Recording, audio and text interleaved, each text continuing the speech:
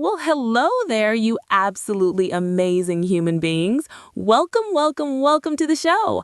Oh my gosh, y'all actually showed up today. And honestly, that just straight up made my entire day, no cap. I am Mary, your co-host, your English-loving ride or die, your hype woman, your biggest fan, and I am so incredibly pumped that you are here right now, wherever in the world you're tuning in from. Whether you're on your morning commute, chilling on your couch, doing dishes, hitting the gym, wherever you are, I see you, and I am so glad you chose to spend this time with us today. And I am speaker two, people, the other half of this beautiful, totally unhinged, absolutely wonderful little podcast. And yo, before Mary even says it, yes, I am always this hype. Yes, it is always going to be this level. No, it does not chill out. Ever.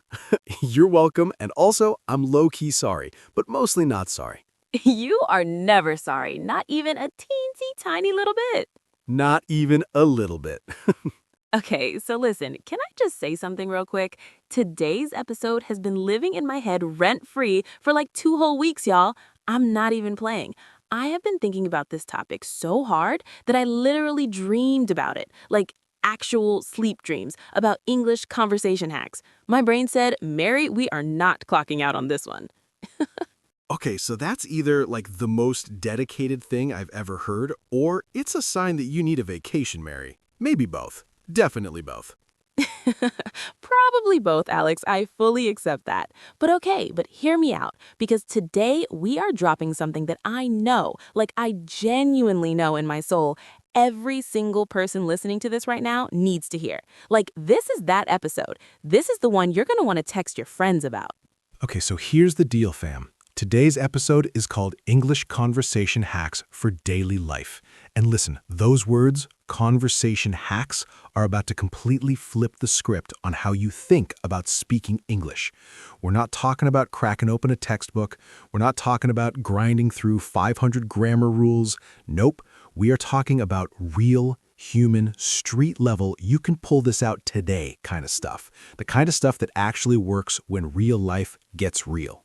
And hey, if you've ever been in a situation where someone asked you something in English and your brain just completely ghosted you, like full-on vanished, like a frozen phone terrain with that little spinning wheel just going and going and going. If you know that feeling in your bones, stay right here, okay? Don't you dare click away, because this is a whole love letter written just for you. A love letter with conversation hacks in it? The absolute best kind of love letter. All right, y'all, let's get it. Okay, so before we jump into the actual hacks, and trust me, these hacks are straight fire today. I'm not hyping you up for nothing. Mary and I want to talk about the elephant in the room first. The big old, slightly awkward, totally relatable English-speaking elephant that nobody talks about. That is such a specific elephant, Alex. I love it. It really is, right? Okay, so here's the tea.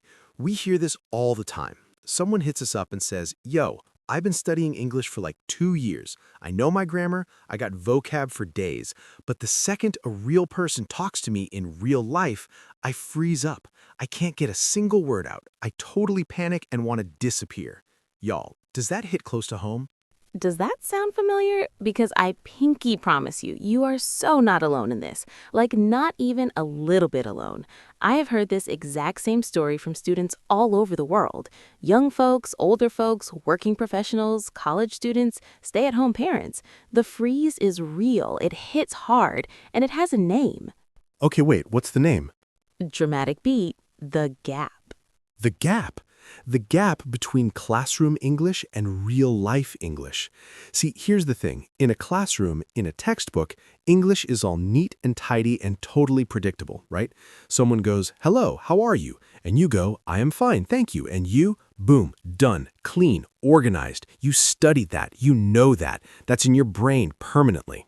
But then you step out into real life and some American dude rolls up to you super casually and goes, yo, what's good? You straight? That whole thing earlier was totally unhinged, right? Anyway, you coming or what? Then your brain just completely nothing. Absolute crickets. The Wi-Fi just dropped. The blue screen of death, y'all. The blue screen of death. That's exactly what it is. Because real conversation, real American conversation especially, it does not wait for you. It doesn't pump the brakes. It uses shortcuts, drops half the words, mixes slang and feelings and questions all into one sentence. And zero teachers ever warned you that was coming. And here's the thing I really truly want you to hear and actually hear it, not just let it wash over you. That freeze, that panic, that total blank moment, it is not a sign that you're bad at English. It is not a sign that you're not smart enough or capable enough. It is simply a sign that you were taught English like it was a subject to be graded, when what you actually needed was to be taught English like it was a conversation to be lived. English as a conversation, not as a subject. And that, right there, those 5 words, that is the entire heartbeat of today's episode. Every single hack we share today is built on that one idea. English lives in real conversations, and real conversations have patterns, shortcuts, rhythms, and straight-up secrets that nobody ever puts in a textbook. Until right now. Until right now. So buckle up, bestie. Are you ready? Segment 3, hack number 1, the magic of filler phrases.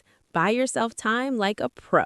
Okay, hack number 1. And y'all, I am starting here because, hand on my heart, this one single hack literally changed the game for me when it comes to conversations. This is something every native American English speaker does on autopilot, like breathing, like they don't even think about it. And once I tell you what it is, you are going to start hearing it absolutely everywhere. Like it'll be all you notice. You've been warned. Okay, what is it though? Mary, I've heard this story 100 times, and the anticipation still low-key gets me every time. Tell them. Dramatic beat, pause for just a second, then landed. Hack number 1 is learn your filler phrases and then use them absolutely, completely, 100% shamelessly. Oh, yes, y'all, yes. Okay, this is so good. For real. All right, so if you're not familiar with the term filler phrase, no worries, we got you. A filler phrase is basically a short little expression that you throw in while your brain is playing catch up with your mouth. Like you're still figuring out what you want to say, still hunting for the right word, still processing the questions someone just threw at you.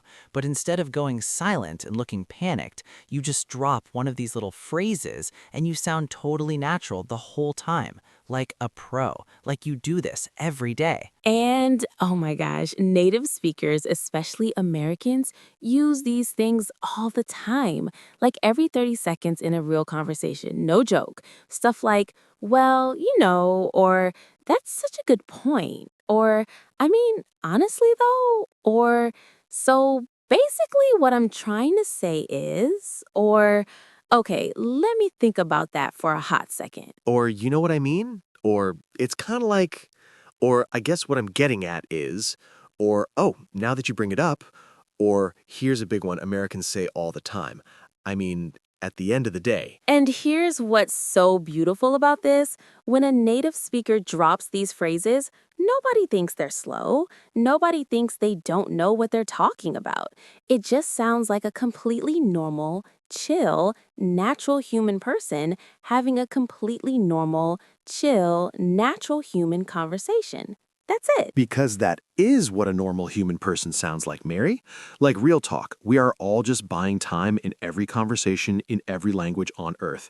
Every single one of us just buying time and hoping we sound cool while we do it. That is genuinely the most honest and beautiful thing you have ever said on this podcast, and I want it on a bumper sticker immediately. Okay, can I tell you all a quick story? So last year, real talk, I was in this work meeting, full room of Native American English speakers, right? And someone asked me something that I did not have an immediate answer for. Old Alex, pre-filler phrase Alex, would have completely choked, would have said something broken and rushed, and then spent the rest of the afternoon cringing about it in the bathroom. But new Alex, equipped and ready with filler phrase Alex, just looked up, smiled, and said super calmly, "Oh, that's actually a really solid point. Give me just a second to think through that one." And y'all, I had like 15 full seconds to think, just sitting there looking totally unbothered, totally confident. And then I gave a genuinely great answer. 15 seconds, people. Do you have any idea how long 15 seconds feels when someone's waiting on your response? It feels like forever. It feels like an eternity. But with the right filler phrase slipped in there, those 15 seconds feel completely natural, completely professional. You look cool as a cucumber, and nobody suspects a thing. So here's your homework for hack number 1, and I need y'all to actually do this one. Don't just listen and nod, okay? I want you to pick just 3 filler phrases, just 3. Ones that feel natural to you, ones that feel like something you'd actually say. Practice them this week. Use them every single time you speak English. Let them become so automatic that you don't even think about them anymore. Let them become yours. Okay, here's some solid American-style ones to get you started. Well, let me think on that for a sec. That's actually a really great question.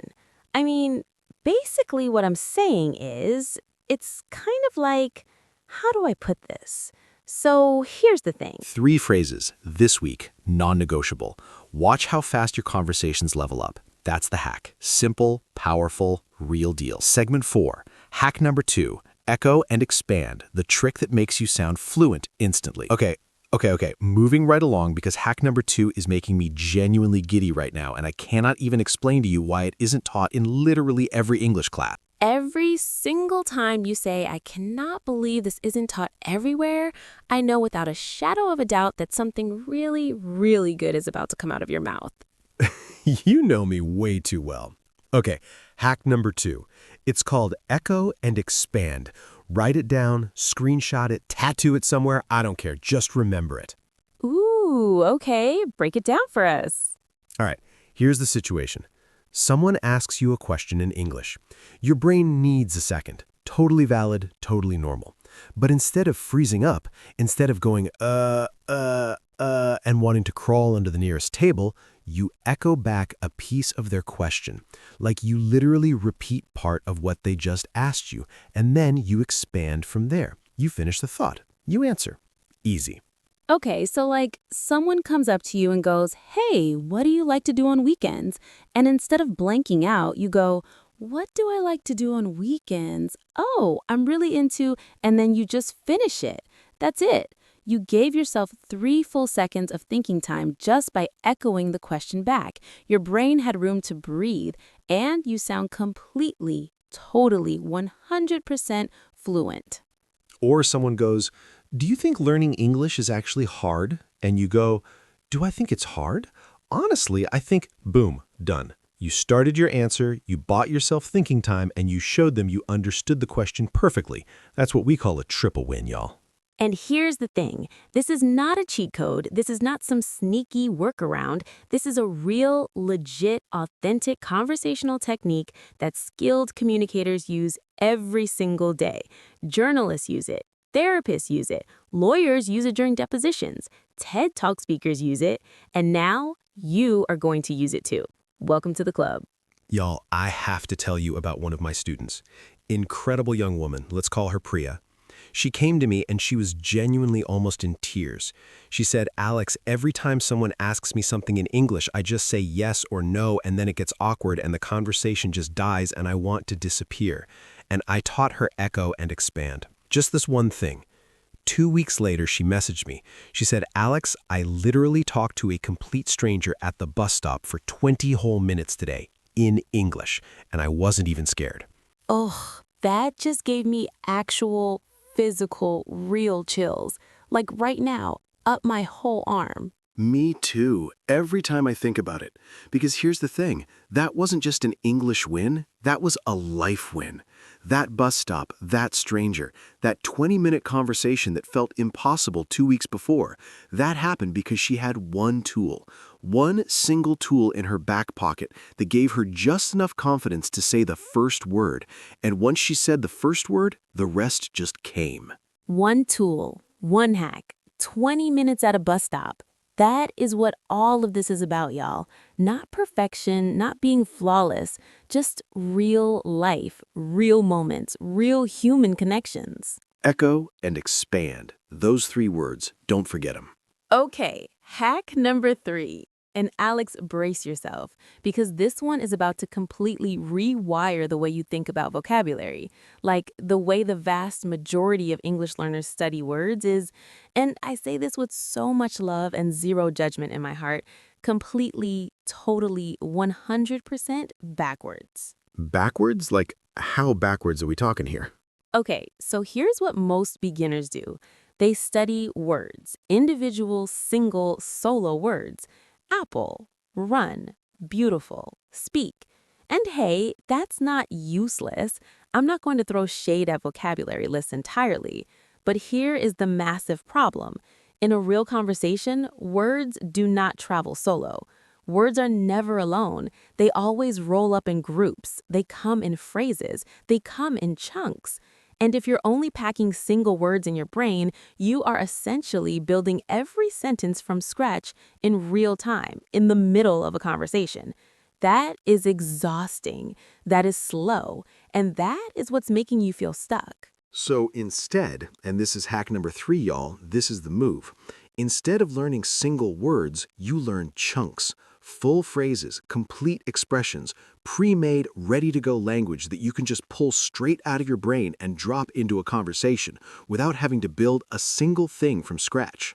So, instead of learning just the word sorry, you learn the whole chunk. I'm really sorry about that. I totally didn't mean to. Instead of just agree, you learn, I totally see where you're coming from on that. Instead of just busy, you learn, oh man, I've been absolutely swamped lately. It's been wild. Instead of just understand, you learn, yeah, I feel you on that, but instead of just maybe, you learn, I'm honestly not 100% sure, but I think. Instead of just good, you learn, oh, that actually sounds super dope. I'm totally into that. Y'all, do you hear the difference? Like, can you feel it? The difference between knowing a single word versus knowing a whole living, breathing phrase is like, it's the difference between having one lonely brick versus having an entire wall already built and ready to go. Okay, Mary, the brick and wall thing, that's genuinely a banger of a metaphor. I respect it. I know. I have my moments too, Alex. Can't let you have all the good lines. All right, here is exactly how you build your chunk library, because having a system makes all the difference. Every day, every single day, no skipping, you find one new chunk, just one. Could be from this very podcast you're listening to right now, could be from your favorite Netflix show, could be something a coworker said that sounded supernatural. One chunk. You write it down, you say it out loud 5 times, and then you use it at least once that same day, in a conversation, in a voice message, in your journal, wherever. One chunk. Every day, 30 days. That is 30 brand new conversation weapons loaded and ready in your pocket. And 30 days from now, when someone walks up to you and starts talking, you won't be frantically slapping single bricks together anymore. You'll just reach in and pull out a ready-made wall. And suddenly the whole conversation stops feeling like construction work. It starts to feel like home decoration. Okay, that might legitimately be the best thing she's said all year. I'm calling it now. That's the quote of the year. Don't tell me that now, Alex. Bring that energy to my end-of-year review. Segment 6. Hack number 4. Emotional anchoring. Connect feelings to your English and never forget it again. Okay, hack number 4. In this one, I want to get a little personal for a sec, if that's cool, because this hack isn't just something I read in a book somewhere. It's based on something that literally happened to me, something that was honestly pretty embarrassing at the time. Oh, you know I love when Mary gets personal. Please continue immediately. Do not stop. Go. Okay. So here's the story. A few years back, when I was still really grinding on my own speaking confidence, I was at this dinner party. Nice people, good vibes, a lovely evening, and someone asked me completely casually, like zero pressure, just chit-chat, "Hey Mary, what did you think about that talk earlier? Was it inspiring?" And y'all, I went completely, utterly, totally blank. Not because I didn't know the word inspiring. I knew that word. It was in my vocabulary. I had studied it. But in that moment, under the pressure, at that dinner table, with people looking at me, it just vanished like smoke. Poof, gone. Like it had never existed. the brain freeze moment, the most dreaded moment in any language learner's life. And later that same night, lying in bed, staring at the ceiling, replaying it, I asked myself why. Why couldn't I pull that word up when I actually needed it? And it hit me. I had learned inspiring off a cold vocabulary list, just black text on a white page. I had repeated it for a quiz and moved on. I had never once felt that word, never connected it to anything real in my actual life.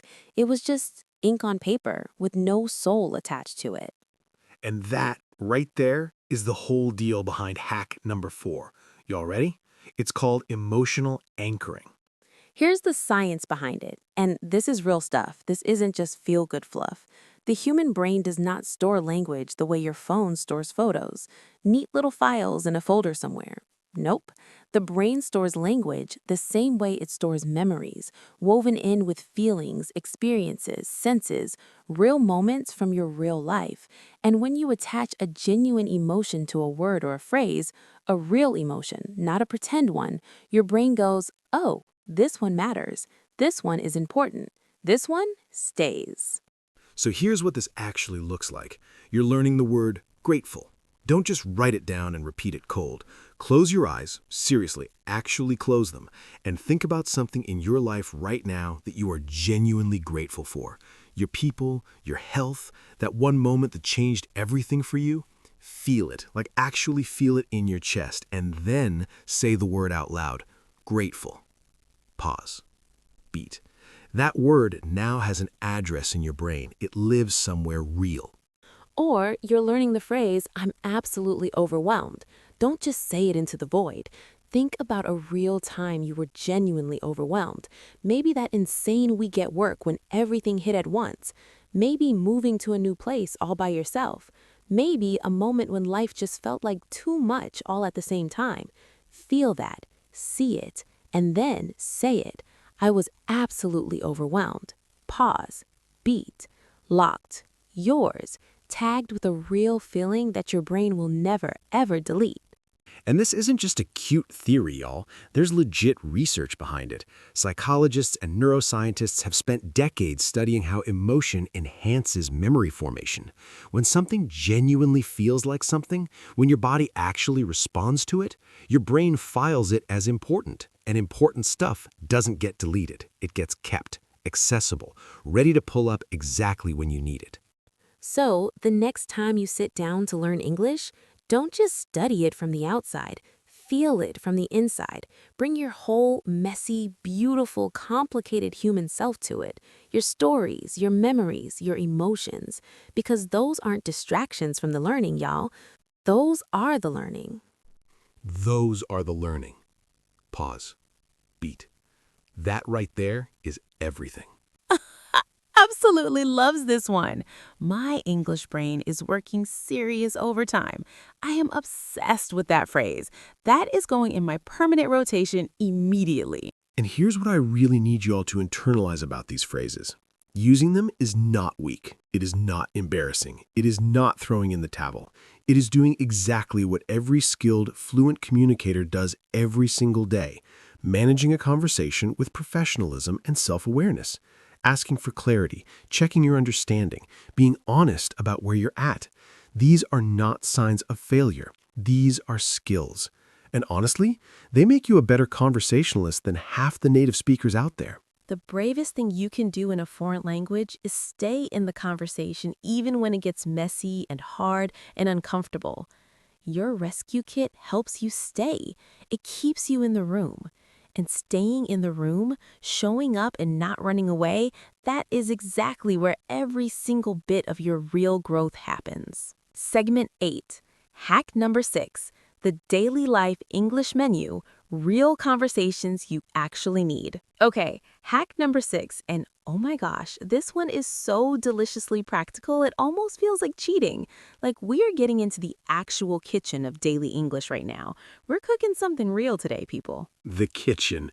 The English kitchen. I respect that metaphor so much, Mary. Okay, so here's something that nobody really spells out for beginners, and it drives me a little crazy, honestly. not all English is equally useful for your life. Like, yes, you could spend your energy learning super advanced academic vocabulary and complex grammar structures, or you could learn the conversations you are literally going to have every single day at Starbucks, with your coworkers, on the phone, at the grocery store, with your neighbors. Those conversations, the real ones. And if you practice those specific ones first, you will feel confident almost immediately because you will be walking into situations that you already know how to handle. So we built you what I'm calling the Daily Life English Menu. 6 conversation situations that come up for almost every person in almost every day, and the exact American English phrases that unlock each one like a key. Learning to have real conversations in a second language, and I mean really have them, not just white knuckle your way through them and survive, is one of the most personal, vulnerable, genuinely courageous things a human being can do. It's personal because language is literally how we show people who we are on the inside. It's vulnerable because when you speak in a language that isn't the one you grew up with, you cannot hide behind perfect words. You show up raw, a little exposed, imperfect and trying and brave. And y'all, that takes so much more strength than most people ever give themselves credit for. I remember the first real conversation I ever had in English where, just for one moment, I completely forgot that I was speaking a second language. I wasn't translating in my head, I wasn't checking my grammar, I was just talking, just connecting with another person. And when I came back to myself and realized what had just happened, I actually teared up a little bit. For real. You never told me that before. I don't tell people that very often, but it's the truth. Because in that moment, just that one small moment, the language stopped being a wall between me and the world. It became a bridge. And crossing that bridge for the very first time, there is nothing in the world quite like that feeling. Nothing. And that moment is waiting for you. I need you to hear that. It is out there waiting for you. At the end of all these hacks, at the end of all these practices, at the end of every morning you talked to yourself in the mirror, and all the shows you shadowed, and all the small steps you took, even on the days it felt pointless. That moment, your bridge moment, is being built right now. Every single day that you practice, every single time you try, every single word you use, even imperfectly, you are laying down another plank on that bridge. Keep building. Keep building. Keep building. Okay, let's do a quick and beautiful little wrap-up of everything we covered today, because these hacks deserve a permanent spot in your brain, and a little recap never hurt anybody. Situation 1. You're at a cafe or restaurant. Could I get... What do you guys recommend? I'll go ahead and do the... Could I also grab a... Oh my gosh, that was so good. Thank you. Situation 2. Small talk with coworkers or classmates. How's your week been treating you? Dude, can you believe this weather right now? Hey, I've been meaning to ask you something. No way, that's so funny you mentioned that. Okay, I gotta run, but let's catch up more later. Situation 3. You're on a phone call or a video call. Hey, can you hear me okay? Sorry, I totally missed that. Could you say it again? Just to make sure we're on the same page. I'll circle back on that. Thanks so much. Talk soon. Situation 4. You need directions or help from someone. Hey, excuse me, sorry to bother you, but could you help me out? I'm kind of turned around. Am I headed the right way to... Oh, that's so helpful. Thank you so much. Okay, just to make sure I've got this, I turn left at... And if they fire off like 6 different turns at you and you only caught half of them, that is exactly where your rescue kit from Hack 5 swoops in to save the day. Y'all, it's all connected. It's a whole ecosystem. A whole beautiful interconnected language ecosystem. Okay, situation 5. You're meeting someone new. Oh, it's so great to meet you. Wait, how do you know... What do you do? Oh, wow, that's actually really cool. Tell me more about that. We should totally hang sometime. And situation 6, you need to handle a disagreement or a misunderstanding politely without making it weird. Hey, I think there might be a little bit of a miscommunication here. I totally see where you're coming from, though I wonder if maybe I completely respect that. From where I'm standing, though, I actually think we might be saying the same thing in two different ways. And that last situation, the disagreements one, that one is so important. Because when a conversation gets tense, when someone gets frustrated or confused, when it feels like a wall just went up, having the right words doesn't just save the conversation. It saves the relationship. It keeps both people human with each other. And that matters way more than being right.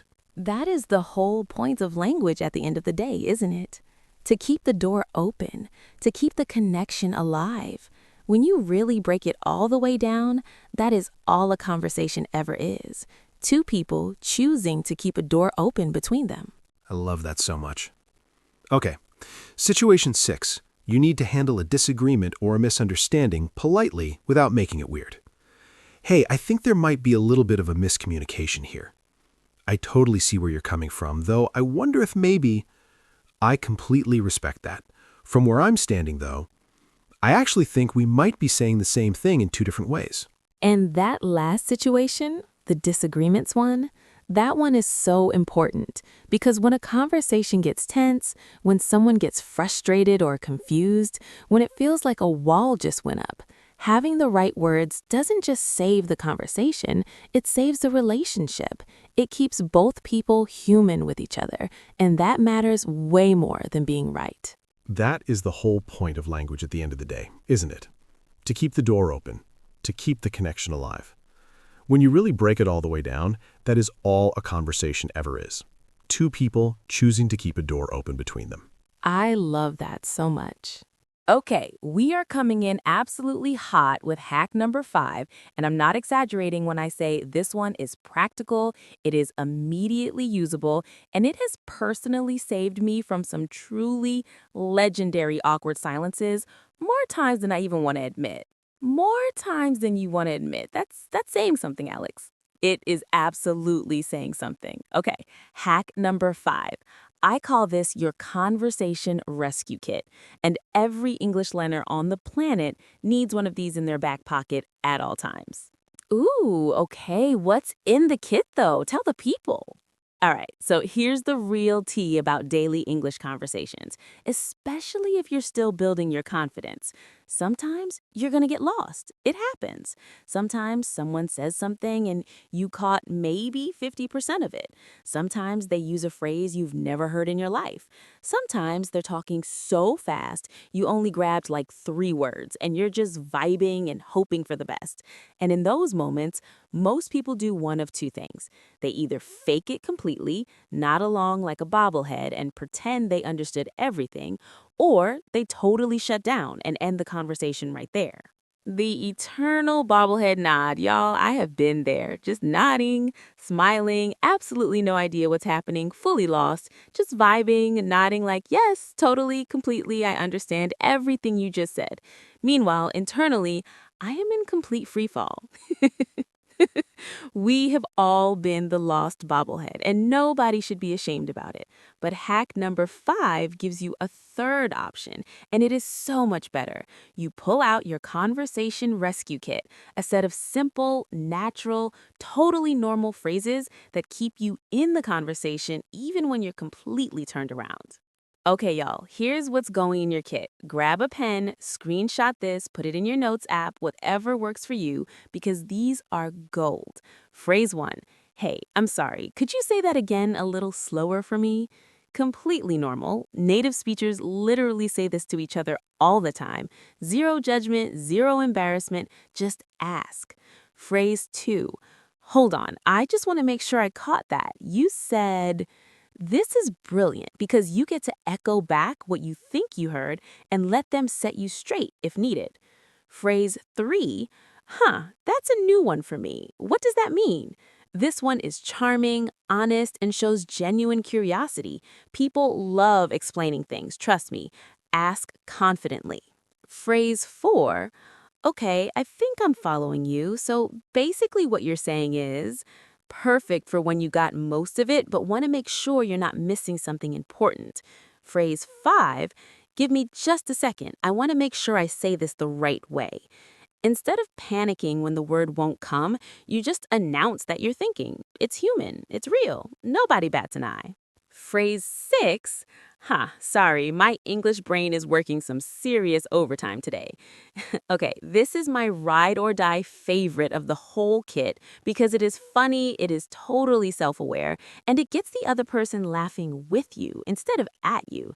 Instant tension broken. Hack 1, filler phrases. Buy yourself time and sound like a total pro while you do it. Hack 2, echo and expand. Repeat part of the question. Buy yourself thinking time. Sound completely fluent.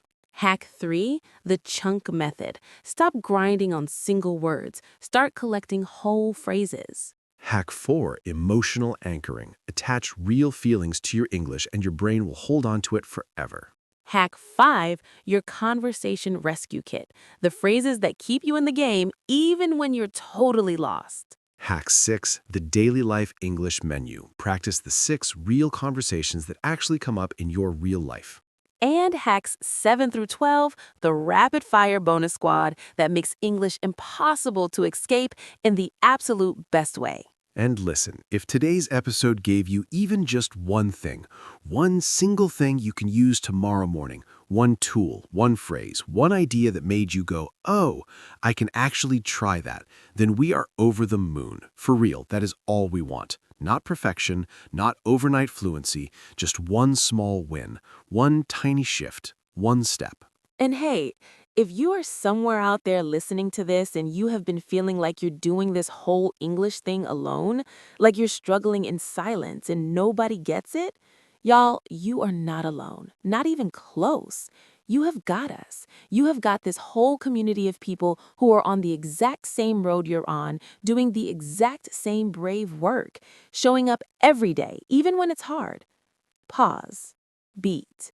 You are in seriously excellent company. Company that includes, I should mention, a grown adult man who once, at a real work function in front of real people, pointed directly at his own chest and said completely seriously, I am up to here, when someone asked what he was up to.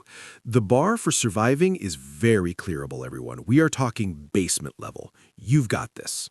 Burst of laughter, full, warm, can't contain it. We are back. We are fully back to the chest-pointing story. It always comes back to the chest-pointing story, Mary. It is my origin story. It is my villain arc. I cannot escape it, and at this point, I have made peace with it.